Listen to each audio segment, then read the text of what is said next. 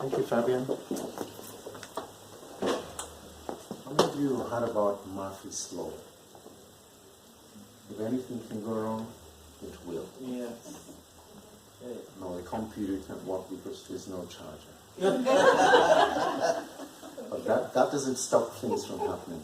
So it takes us back again to that question, what exactly is coaching? And Fabian said, it's partnering with a client in a thought-provoking manner. He went on and on to the end. In your view, when he asked you, you see coaching as football, you see coaching as mentoring, you see coaching as modeling. Coaching is all about helping that client come up with his or our own solutions to our own problems. That's all that it is. Now, a coach or a professional coach or an ICF coach is trained to ask questions that are right and that are timely, that are based on that conversation and the issue that you bring to the table. Eventually, you actually come up with your own solutions. And sometimes, Mary, I think you're not supposed to be paid because you didn't do anything. Because the client comes up with all the answers to the questions that you're answering.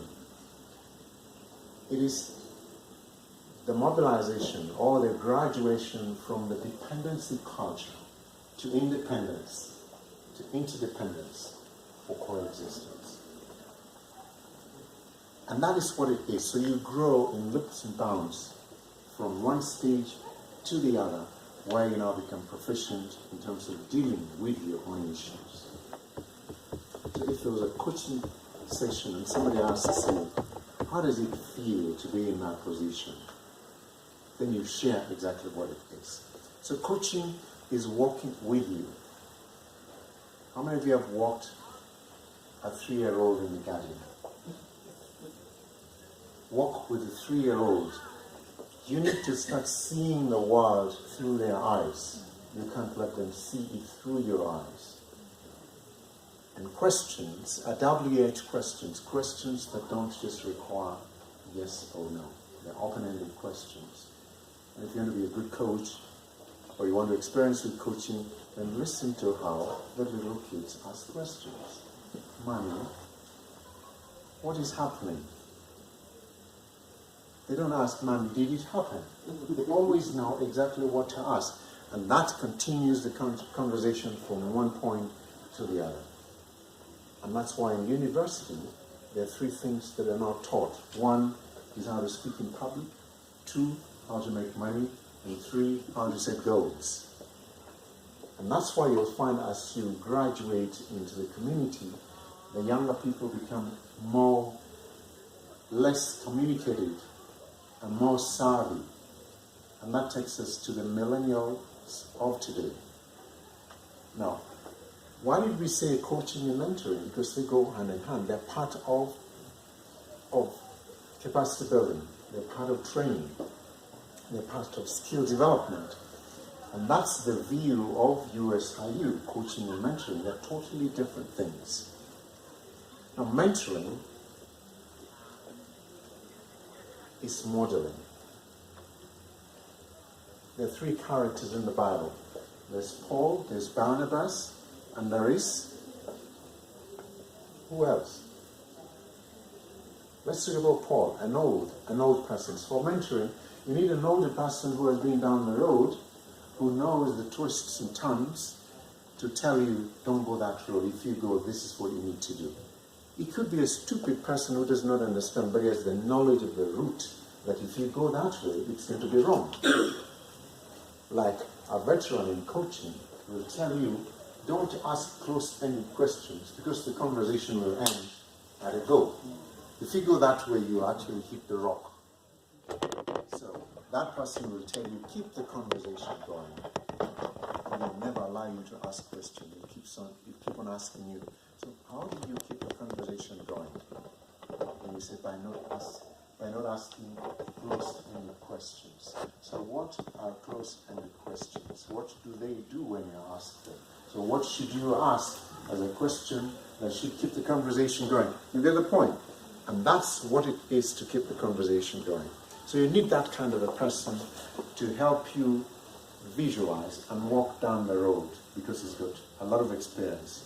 He knows where there are potholes and how you should avoid them.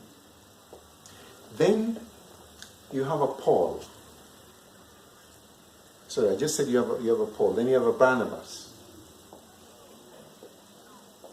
And a Barnabas is somebody who is young, like your age mate. And what do you need to do? You need to have within your own sphere of influence, understand what is it that we are facing as young people. What is it that is a challenge to us? And you'll find that among the peers. And this helps in terms of understanding yourself, in terms of what areas you need mentoring in. So as young people, you can sit together and look at the issues that you face as individuals, and then come with the same solutions among yourselves. So you'll find that if you are 20 in a class, it's not even a single question that you cannot answer, because everybody else will have an input, and eventually you'll get the answer to that question. So as a young person, as an older person, who is it that is old that you can go to and ask a question? And who is the Barnabas that you have, that you can ask the question as a peer? So that is all about mentoring. You must have people around you that are your age, that are people who are ahead of you, and people who are behind you. A much younger person that if you ask a question, will be looking at it from a different perspective. And this is what it comes to when it comes to now millennial coaching. Now, these are people who have a very short span of attention. If you want to keep them attentive, then you must be within their world. They're always tech savvy. They want to communicate very quickly, and the time span must not be long. So if you have a class like Nairobi University that goes for 2 hours and there are 200 people, you lose them. So you must break them into smaller groups and then give them something to do, let them come back and share very quickly, and they're done. Their ability to grasp information is very fast. And it's not the quantity that matters. It's the quality. And the smaller the bits and pieces you give them, the better. You can actually liken them to the goats vis-a-vis the sheep. You know, the sheep will eat in terms of formation, following one line, or the cows. The goats will be doing what? Jumping from one. Eventually, the objective is to get full. The goats will get full. The sheep will get full. So the millennials, if you were to introduce them to coaching and let them understand what coaching is all about, is to create little conversations that have got quick things, quick learnings that they take away. Our syllabus can be long, but you can shorten it and get it exactly to the point in terms of what needs to be done, and keep the classes and the sessions as short as possible. Then eventually you'll get your point done. The millennials were born between 1988 to 2000. So you'll find that even in the work environment, it is difficult to contain them. They'll pick a job and they're already looking for another one. So how to retain them becomes a big issue. Now, these are the people that you need to coach, and how do you coach them? Again, back to those three things: how to speak in public, how to set goals, and how to make money. So they must have goals. It's the goals that will help people to stick, because they understand and know exactly what they need to do in terms of their future. If you look at the behavior of the millennials, when they get a job, the first thing they want to do is to do what? What do they do first? Buy a car. And it's not just a car. It's the car. And they want to show off. they live in mommy's house or daddy's house and use mommy's house or daddy's parking. And they'll wake up and still go out and have fun and still come home and knock at night. Now that is the kind of person that you have. They are in college, or they're out of college, or they're both in college and out of college while working and learning. And now these are people that can be leveraged in terms of their skills to do a lot more as we speak in this current day and time.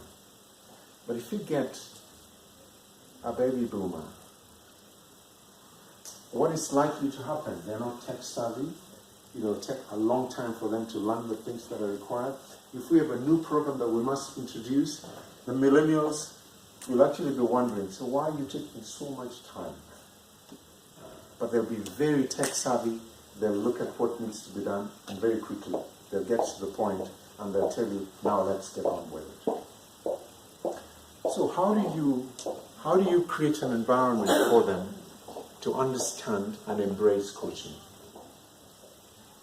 And this is where it becomes very important as a coach or as a lecturer or as a fellow student or as a mentor, that now we need to create the desire to understand what that is. We have to make them restless by letting them know what areas that they need help in. But remember, in coaching, you can't tell an individual, this is the area that you need to be involved in terms of coaching. And I guess we're going to take a small stint of what coaching is, just to exemplify exactly what it is. So it's not telling the individual that this is the area you need coaching, but they must come up with that to you, and then we organize and do the coaching around the same. So for millennials, it requires you to understand a situational approach, because they come with many situations. So you need to find out what is the situation and what is the approach that you're going to take in terms of coaching this individual.